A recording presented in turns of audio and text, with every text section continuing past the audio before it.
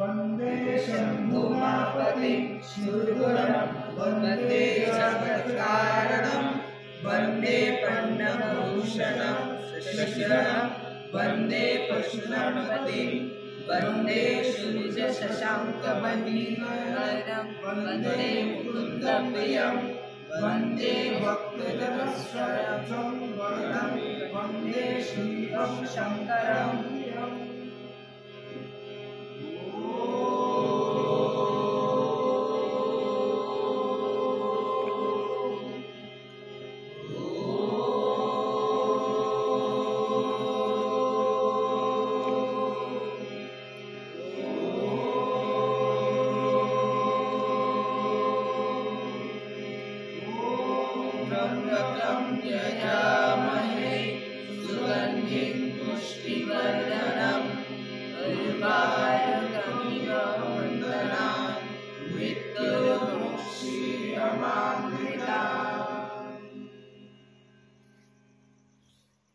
পূর্বরঙ্গ শেষ হয়েছে, চলো এখন যা শেখা হয়েছে তা অনুশীলন করি। এটি একটি নতুন পরীক্ষা, এতে সামান্যতম ভুলও করা যাবে না। তোমাদের প্রতি সদা স্নেহ থাকুক। হে মুনিবর, যখন থেকে আপনি নাট্যশাস্ত্র রচনা করেছেন তখন থেকেই আমাদের মনে নানা প্রশ্ন জেগেছে। আমরা সেই প্রশ্নগুলোর উত্তর জানার জন্য এসেছি। প্রশ্ন করো, সংকোচ করো না।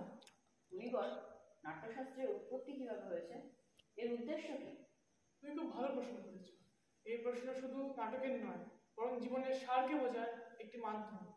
যখন ত্রেতা যুগে মানুষ কাম ও লোভে মোহিত হয়ে অধর্ম ও সংঘাতে প্রবৃত্ত হতে লাগলো, তখন ইন্দ্রদেব ব্রহ্মার কাছে প্রার্থনা করলেন যে এমন একটি মাধ্যম থাকা উচিত যেখানে দেখা ও শোনা একসঙ্গে হবে, যা মানুষকে ধর্ম ও শিক্ষার পথে ফিরিয়ে আনতে পারে।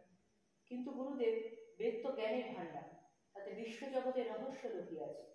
বেদই যদি যথেষ্ট হয় তবে নতুন বেদের প্রয়োজন নেই। কারণ সকল মানুষের জন্য সহজবোধ্য হতে হবে। তাই ব্রহ্মা এই মহৎ উদ্দেশ্যেই 4টি বেদের মূল উপাদানকে একত্রিত করে নাট্যবেদ রচনা করেছিলেন। 4টি বেদের উপাদান সেগুলো কি গুরুদেব? তোমরা যে নাটকের পাঠটি শুনছো, এটি ঋগ্বেদ থেকে নেওয়া হয়েছে। এই সুন্দর গানের মূল ভিত্তি সামবেদ। যজুর্বেদ থেকে এর অভিনয় গ্রহণ করা হয়েছে এবং অথর্ববেদ থেকে এর রস বা আবেশ নেওয়া হয়েছে। এই 4টি বেদের উপাদান নিয়েই নাট্যবেদ সৃষ্টি করা হয়েছে। গুরুদেব, নাটক কি তাহলে শুধু দেবতাদের জন্য? না, এই প্রশ্ন দানবরাও ব্রহ্মার কাছে করেছিলেন। ব্রহ্মা উত্তর দিয়েছিলেন যে এটি সকলের জন্য। এটি দেবতা, দানব ও মানুষের সকল শুভ ও অশুভ কর্মকে প্রদর্শন করার জন্য। নাটক মানুষের সকল দুঃখ, ক্লান্তি ও শোক থেকে মুক্তি দেয়। এটি সমস্ত ভাব, শাস্ত্র, শৈলী ও কর্মকাণ্ডের সমন্বয়। এমন কোনো জ্ঞান নেই বা এমন কোনো কর্ম নেই যা নাট্যে প্রতিফলিত হয়।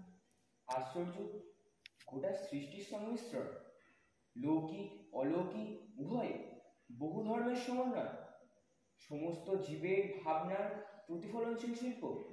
হ্যাঁ ঋষিগণ, নাট্যকে সমস্ত কলার উৎস বলা যায়, বা বলা যেতে পারে এটি সমস্ত কলার মিলন ক্ষেত্র। মুনিবর, নাট্যকলা তো এক অপূর্ব শিল্প। তবে আমাদের সমাজ এটিকে কেন গুরুত্ব দেয় না? শিল্পকে অপ্রয়োজনীয় কেন মনে করা হয়? আমরা তো শিল্পী, নীতিনির্ধারক নই। শিল্পকর্মই আমাদের ধর্ম। কিন্তু শাসকদের, সমাজের নেতৃত্বদানকারীদের শিল্পের মর্যাদা দিতে হবে।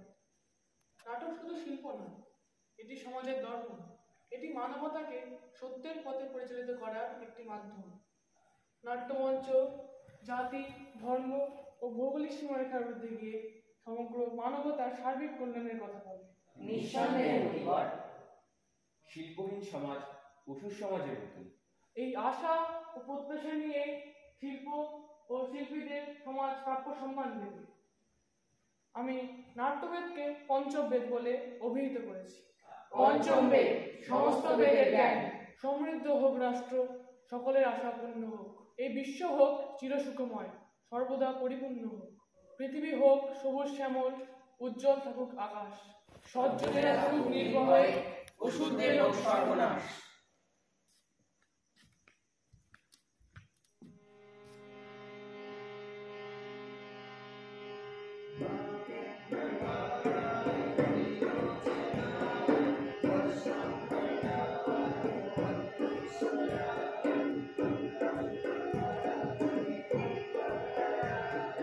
has